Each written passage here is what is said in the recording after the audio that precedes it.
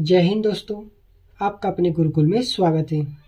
आज हम लोग पढ़ेंगे आपका जो आरआरबी ग्रुप डी का एग्ज़ाम हो रहा है उस पे साइंस के इम्पोर्टेंट क्वेश्चन को आज हम लोग देखेंगे, जो कि आपके परीक्षा में जो पूछ रहा है उससे संबंधित जितने भी क्वेश्चन है उसको हम लोग आज देखेंगे। तो आज हम लोग इस वीडियो में साइंस के लगभग 25 सवाल या 25 से 30 क्वेश्चन देखेंगे जो कि आपके परीक्षा में रिपीट हो रहे हैं। ठीक है, तो चलिए बिना देरी के हम लोग शुरू करते हैं। तो देखिए, जो हमारा पहला इसमें क्वेश्चन है, यदि कोई बल्ब 100 जूल की ऊर्जा का उपयोग करता है और 20 सेकेंड तक चालू रहता है तो बल्ब द्वारा उपयुक्त शक्ति खाली स्थान है। तो हम लोग को देखिए, यहाँ पे बल्ब जो 100 जूल की ऊर्जा का उपयोग करता है, यानी कि डब्ल्यू का मान हमारा क्या है, 100 जूल है। 20 सेकेंड यानी कि टी का मान है 20 सेकेंड। तो निकालना है कि शक्ति कितना होगा। तो शक्ति का फार्मूला होता है P बराबर डब्ल्यू बाई टी। तो डब्ल्यू का मान कितना है हमारा 100 जूल, टी कितना है 20 सेकेंड, डिवाइड करेंगे 5 वाट। शक्ति का मात्रक वाट होता है। ठीक है, तो 5 वाट इसका करेक्ट आंसर है। ये आपका जो भी एग्जाम होने वाला है 25 तारीख के बाद, उस सभी एग्जाम के लिए बहुत ही इंपॉर्टेंट है। ठीक है, तो आप लोग इसे अच्छे से देखेंगे। देखिए, दूसरा सवाल है, गुरुत्वाकर्षण के कारण त्वरण का मान इस पर निर्भर नहीं करता है। पहला ऑप्शन है पृथ्वी के द्रव्यमान यम पर, पृथ्वी की त्रिज्या आर पर, गिरती वस्तु का द्रव्यमान स्मॉल यम, या गुरुत्वाकर्षण स्थिरांक कैपिटल जी पर। तो क्या बोला है कि गुरुत्वाकर्षण के कारण त्वरण का मान इस पर निर्भर नहीं करता है। तो गिरती वस्तु का द्रव्यमान यम पर निर्भर नहीं करता है। ठीक है, तो देखिए, गुरुत्वीय त्वरण जी का मान जो होता है जी बराबर कैपिटल जी यम बटे आर स्क्वायर होता है। यानी कि पृथ्वी के द्रव्यमान यम पर निर्भर करेगा, त्रिज्या पर निर्भर करेगा, जी पे निर्भर करेगा, लेकिन यम स्मॉल यम यानी कि वस्तु के द्रव्यमान पर निर्भर नहीं करता है। तो ऑप्शन नंबर सी जो होगा इसका करेक्ट आंसर होगा।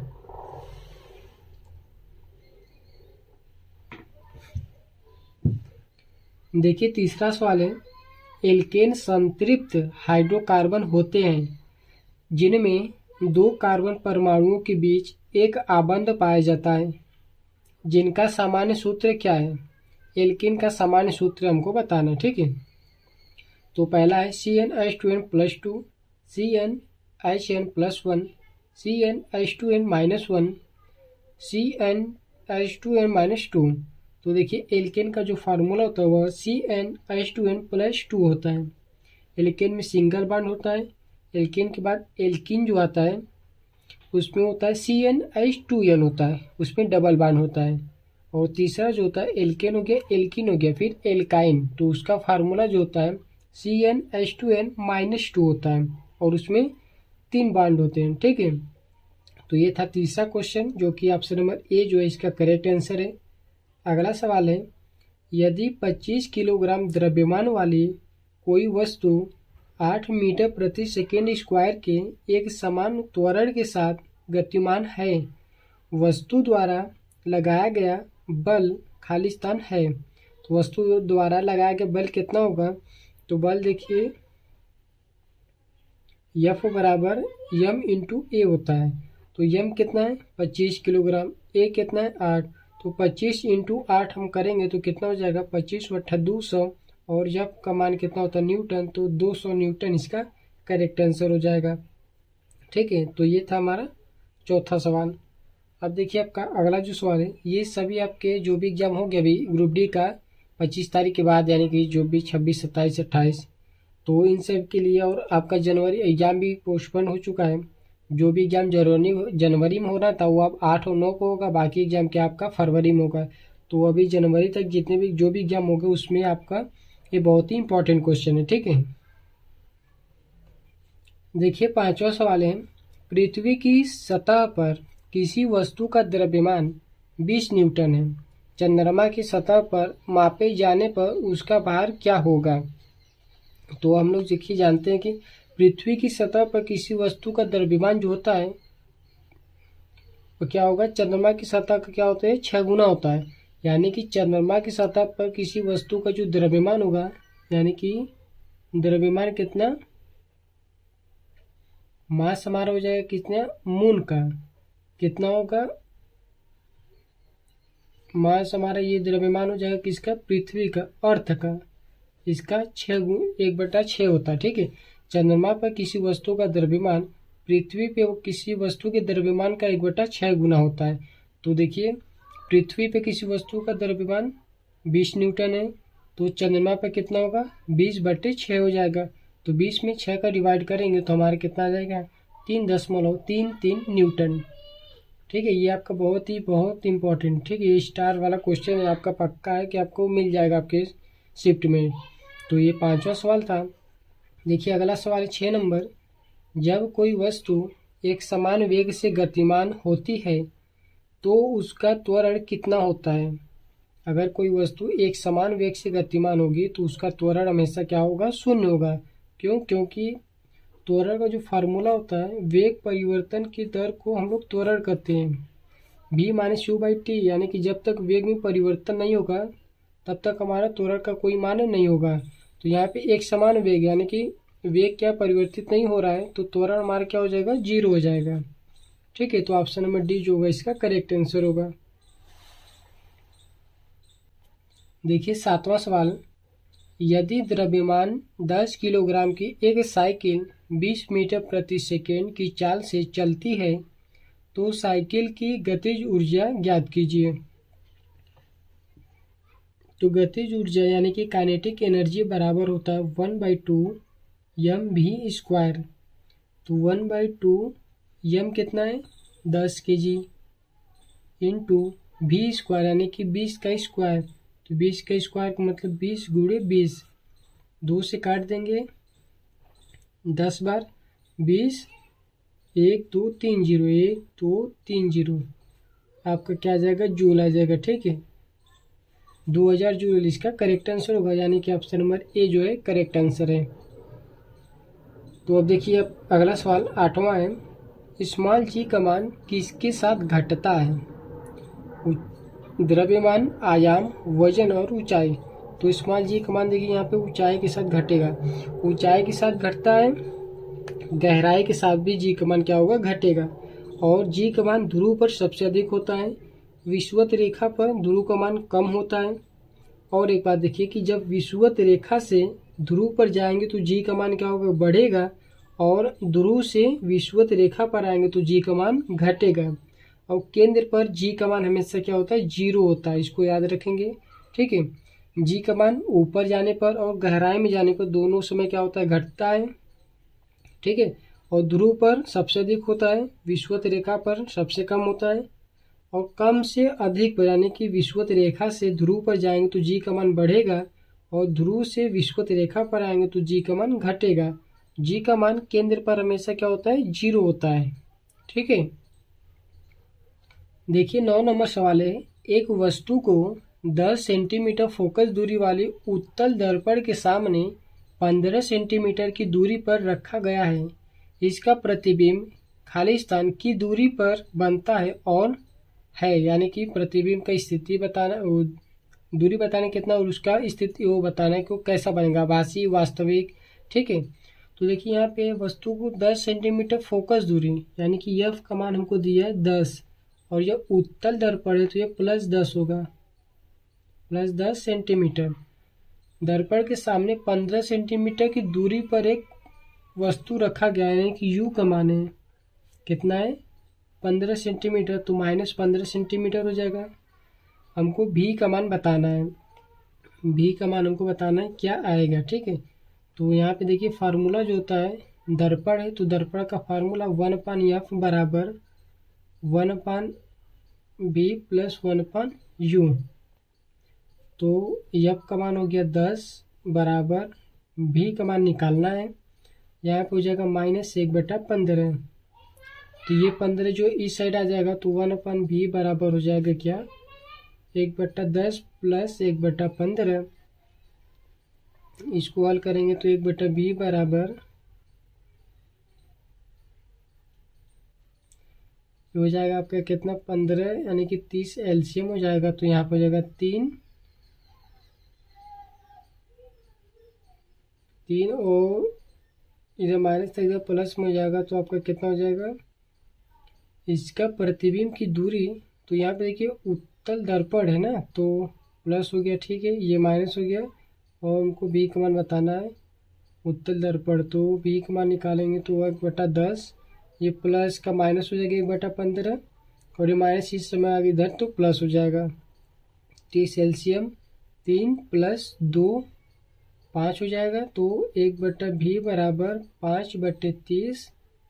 तो v का मान हो जाएगा कितना 30/5, यानी कि कितना हो जाएगा 6 सेंटीमीटर। ठीक है, प्लस में तो क्या आ जाएगा आपका ये आभासी आ जाएगा। उत्तल दर्पण है तो आपका क्या हो जाएगा प्रतिबिंब आभासी बनेगा। ठीक है, तो आपका कौन सा आंसर होगा 6 सेंटीमीटर और आभासी। तो यहाँ पे देखिए 6 सेंटीमीटर और आभासी प्रतिबिंब बनेगा। ठीक है, तो ये था आपका कौन सा 9वां सवाल। देखिए 10 नंबर सवाल है, किसी भी तरंग की तीव्रता किसके समानुपाती होती है? आयाम के, आयाम का वर्ग, आयाम का वर्गमूल या आयाम का घन। तो किसी भी तरंग की तीव्रता है, तो देखिए तरंग की तीव्रता जो होती है आई प्रोपोर्शनल क्या होता है a²। ठीक है, आई प्रोपोर्शनल a²। तो आपका देखिए आयाम के क्या वर्ग होता है। ठीक है, तीव्रता जो होता है आई बराबर प्रोपोर्शनल a², यानी कि तीव्रता जो होगा आयाम का वर्ग के समानुपाती होता है। तो ऑप्शन नंबर देखिए बी करेक्ट आंसर होगा, आयाम का वर्ग। देखिए अगला सवाल है 11 नंबर, विद्युत जनरेटर में विद्युत उत्पन्न करने हेतु चालक को खाली स्थान क्षेत्र में घुमाने के लिए खाली स्थान ऊर्जा प्रयुक्त होती है। तो सबसे पहले देखिए पहला ऑप्शन है विद्युत, ये होगा नहीं। दो ऑप्शन है देखिए विद्युत और यांत्रिकी, तीसरा चुंबकीय और यांत्रिक और चौथा है चुंबकीय और विद्युत। तो देखिए आपका विद्युत जनरेटर में विद्युत उत्पन्न करने हेतु चालक को कौन से क्षेत्र में घुमाने के लिए, तो चुंबकीय क्षेत्र में। ठीक है, पहले में आपका चुंबकीय बार आ जाएगा, तो ये और ये इस दोनों में से एक होगा। चुंबकीय क्षेत्र में घुमाने के लिए ऊर्जा प्रयुक्त होती है, तो कौन से जनरेटर से विद्युत ऊर्जा मिलती है। ठीक है, तो चुंबकीय और विद्युत, तो ऑप्शन नंबर जो डी होगा इसका करेक्ट आंसर हो जाएगा। देखिए अगला सवाल है, जूल प्रति कूलाम खाली स्थान के समान होता है। जूल मतलब W का मात्रक होता है जूल, प्रति कूलाम क्यू का मात्रक कूलाम, तो W/Q ये किसके बराबर होता है V के, यानी कि V बराबर W/Q और V जो होता है आपका क्या होता है वोल्ट होता है। 1 एम्पियर 1 किलोवाट, 1 किलोवाट घंटा या 1 किलोवाट या 1 वोल्ट, तो किसके समान होगा 1 वोल्ट के समान हो जाएगा। ठीक है, अगला है देखिए 13 नंबर, ऊर्जा की व्यावसायिक इकाई खाली स्थान है। ऊर्जा की व्यावसायिक इकाई क्या होता है, ये सबको पता है किलोवाट घंटा, यही करेक्ट होगा।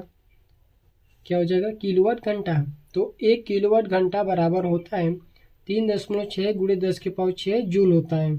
इसको आप लोग याद रखेंगे 3.6 × 10⁶ जूल, और इसी को हम लोग 1 यूनिट भी कहते हैं। देखिए अगला सवाल है, टिंडल प्रभाव किसके कारण होता है?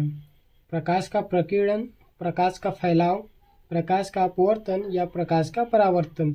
तो टिंडल प्रभाव जो होता है ये आपका प्रकाश के प्रकीर्णन के कारण होता है। तो ऑप्शन नंबर ए जो होगा करेक्ट आंसर होगा प्रकाश का प्रकीर्णन। देखिए अगला सवाल है 15 नंबर, घूर्णन गति का उदाहरण क्या है? एक सीधे सड़क पर कार की गति, पृथ्वी का घूमना, एक मेज के दरार की गतिविधि या सूर्य के चारों ओर पृथ्वी की गति। तो घूर्णन गति आपका देखिए पृथ्वी का घूमना जो है क्या होगा इसका करेक्ट आंसर होगा। ठीक है, पृथ्वी का घूमना।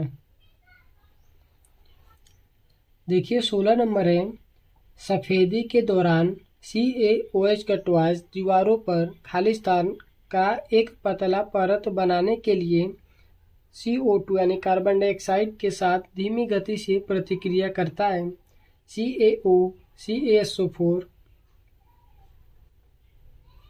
CaCl2 या CaCO3। तो इसका करेक्ट आंसर हो जाएगा आपका ऑप्शन नंबर डी CaCO3। ठीक है, देखिए 17 नंबर सवाल है, बेकिंग सोडा का रासायनिक नाम क्या है? तो बेकिंग सोडा का जो फार्मूला होता है NaHCO3। देखिए यहाँ पे NaHCO3 sodium hydrogen carbonate, NaHCO3 sodium hydrogen carbonate आपका करेक्ट आंसर हो जाएगा। इसी को बेकिंग सोडा या खाने का सोडा भी कहते हैं। ठीक है, देखिए अगला है 18 नंबर। लेड नाइट्रेट को गर्म करने पर कौन सी दो गैसें मिलती हैं?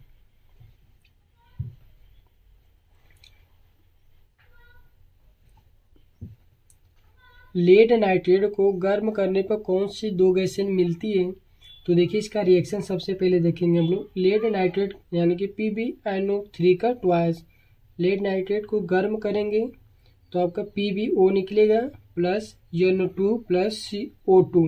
ठीक है, तो देखिए सबसे पहले आपका क्या है, कार्बन मोनोऑक्साइड और ऑक्सीजन। O2 आपका ऑक्सीजन हो गया, कार्बन मोनोऑक्साइड नहीं है तो पहला गलत। दूसरा देखिए nitrogen dioxide, NO2 nitrogen dioxide हो गया, और ऑक्सीजन तो यही आपका क्या हो जाएगा, करेक्ट हो जाएगा। ठीक है, अब इसमें देखिए कुछ और इम्पोर्टेंट है आपका समीकरण, इसको आप लोग रिएक्शन को याद रखेंगे क्योंकि ये आपका परीक्षा में क्या है पूछ रहा है। CaCO3 इसको गर्म करेंगे तो आपका CaO बनेगा प्लस CO2। ठीक है, NH4NO3 इसको गर्म करेंगे तो आपका बनेगा N2O प्लस H2O। ठीक है, और आपका FeSO4 को गर्म करेंगे तो बनेगा Fe2O3 plus SO2 plus SO3। ठीक है, तो आप लोग ये चारों रिएक्शन याद रखेंगे। देखिए 19 नंबर सवाल है। परमाणु पर बनने वाले मौलिक कण होते हैं प्रोटॉन, इलेक्ट्रॉन, मोर्सान, proton, electron, photon, proton, electron या न्यूट्रॉन, लास्ट है प्रोटॉन, इलेक्ट्रॉन और ड्यूटेरॉन। तो आप जानते हैं कि परमाणु पर बनने वाले मौलिक कण इलेक्ट्रॉन, प्रोटॉन और न्यूट्रॉन होते हैं। इलेक्ट्रॉन, प्रोटॉन और न्यूट्रॉन। ठीक है, तो ऑप्शन नंबर सी जो होगा इसका करेक्ट आंसर हो जाएगा। अगला है 20 नंबर। धारा प्रवाहित करने के लिए उपयोग किया जाने वाला तरल को कहा जाता है? निलंबन, गैर इलेक्ट्रोलाइट, पायसन या इलेक्ट्रोलाइट। तो धारा प्रवाहित करने के लिए उपयोग किए जाने वाले तरल को हम लोग इलेक्ट्रोलाइट कहते हैं। ठीक है, तो आपका जो करेक्ट आंसर होगा 20 का ऑप्शन नंबर डी करेक्ट होगा। 21 नंबर सवाल है। कार्बनिक पदार्थों के अपघटन द्वारा पृथ्वी की सतह के नीचे बने ईंधन को खालिस्तान ईंधन कहा जाता है। यानी कि पृथ्वी के नीचे सतह पे बनने वाले ईंधन को हम लोग जीवाश्म कहते हैं। ठीक है, लकड़ी नहीं कहेंगे, बायोमास नहीं कहेंगे, चारकोल नहीं कहेंगे, इसको क्या कहेंगे, जीवाश्म कहेंगे। तो अब देखिए आपका अगला जो 22 नंबर सवाल है। अणु का गठन करने वाले परमाणुओं की संख्या को इसके किसके रूप में जाना जाता है? तो अणु का गठन करने वाले परमाणु की संख्या को हम लोग परमाणुकता कहते हैं। परमाणुकता यानी कि ऑप्शन नंबर बी आपका करेक्ट आंसर होगा। 23 नंबर सवाल है। एक कोशिकीय जीव कैसे प्रजनन करते हैं? कोशिका विभाजन द्वारा, कोशिका प्रजनन, कोशिका संश्लेषण या विखंडन। तो एक कोशिकीय जीव आपका कोशिका विभाजन द्वारा प्रजनन करते हैं। तो ऑप्शन नंबर ए जो होगा कोशिका विभाजन आपका करेक्ट आंसर होगा। देखिए आपका 24 नंबर सवाल है। यूकैरियोटिक कोशिकाओं में आरएनए का संश्लेषण खालिस्तान में होता है। माइटोकॉन्ड्रिया, सेंट्रोयोल्स, राइबोसोम्स या न्यूक्लियस। तो यूकैरियोटिक कोशिकाओं में आरएनए का संश्लेषण न्यूक्लियस में होता है। ठीक है, तो ऑप्शन नंबर डी जो होगा इसका करेक्ट आंसर होगा। देखिए अगला सवाल है। इटाई नामक बीमारी के लिए कौन सा धातु उत्तरदायी होता है? कैडमियम, निकेल, क्रोमियम या पारा। तो करेक्ट आंसर हो जाएगा इटाई नामक बीमारी के लिए आपका कैडमियम धातु जिम्मेदार होता है। ठीक है, कैडमियम। देखिए अगला सवाल है 26 नंबर। डायलिसिस किससे संबंधित है? तो ये आप लोगों को पता होगा। डायलिसिस जो आपका यकृत से संबंधित है, यानी कि किडनी से। ठीक है, डायलिसिस किससे संबंधित है? आपका किडनी से संबंधित है।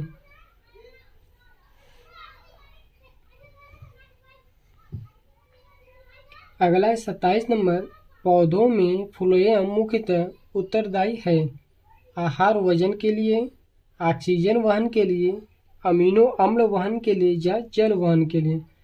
तो जाइलम का कार्य होता है जल वहन के लिए, लेकिन फ्लोएम का कार्य होता है जो आहार यानी कि भोजन का वहन करने के लिए। ठीक है, तो ऑप्शन नंबर ए जो होगा करेक्ट आंसर होगा, यानी कि जड़ों से जो जल का वहन करता है वो आपका जाइलम करता है, जल पहुंचाएगा।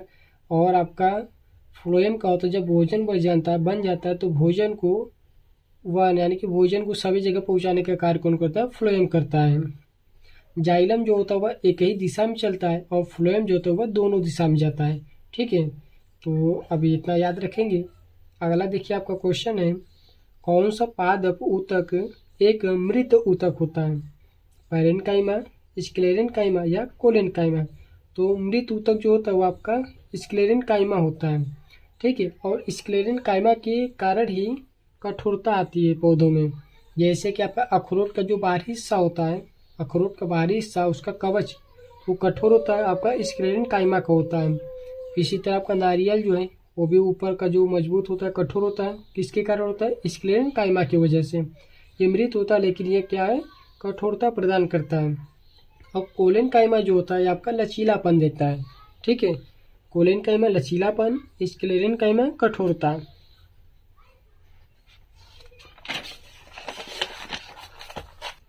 देखिए 29 नंबर, निम्न में से किस पाचन अंग में अम्ल होता है? आमाशय, छोटी आंत, अपेंडिक्स या कोलन। तो क्या पूछा है? अम्ल किस में होता है? तो आपका आमाशय में होता है। ठीक है, अगला सवाल है देखिए, अमीबा अपना भोजन कहाँ पचाता है? पादाब में, खाद्य धानी में, केंद्रक में या कोशिका झिल्ली में। तो अमीबा अपना भोजन कहाँ पचाता है? तो आपका आंसर होगा खाद्य धानी में। ठीक है, अब देखिए आपका अगला है और ये हमारा क्या अंतिम क्वेश्चन है, यकृत एवं मांसपेशियों में ऊर्जा जमा होती है कार्बोहाइड्रेट के रूप में, वसा के रूप में, प्रोटीन के रूप में या ग्लाइकोजन के रूप में। तो किसके रूप में होगा? ग्लाइकोजन के रूप में। ऑप्शन नंबर डी जो होगा करेक्ट आंसर होगा। ये आपका देखिए 31 क्वेश्चन था साइंस के, इसमें आपके फिजिक्स के भी क्वेश्चन थे, बायोलॉजी के आपके सबसे ज़्यादा है और केमिस्ट्री के भी है। बायोलॉजी का इसलिए ज़्यादा है क्योंकि आपके जो भी ग्रुप डी के एग्जाम हो रहा है आप लोगों को पता होगा कि बायोलॉजी के क्वेश्चन लगभग 10 से 12 क्वेश्चन आपके बायोलॉजी के पूछ रहे हैं। ठीक है, तो आप लोग इसको अच्छे से पढ़ के जाएंगे क्योंकि आपका जो भी अभी एग्जाम आने वाला है ग्रुप डी का जो हो रहा है तो आप लोग का अगले शिफ्ट में होगा, तो ये आपके वीडियो बहुत ही हेल्पफुल होगा क्योंकि ये सब सवाल क्या आपके परीक्षा में रिपीट हो रहे हैं। तो आई होप कि वीडियो अच्छा लगा हो। वीडियो अच्छा लगे तो वीडियो को लाइक करें, चैनल को सब्सक्राइब करें और अपने दोस्तों को वीडियो शेयर करें। मिलते हैं हम लोग अपने अगले वीडियो में फिर 25 या 30 क्वेश्चन साइंस के साथ। ठीक है, थैंक यू।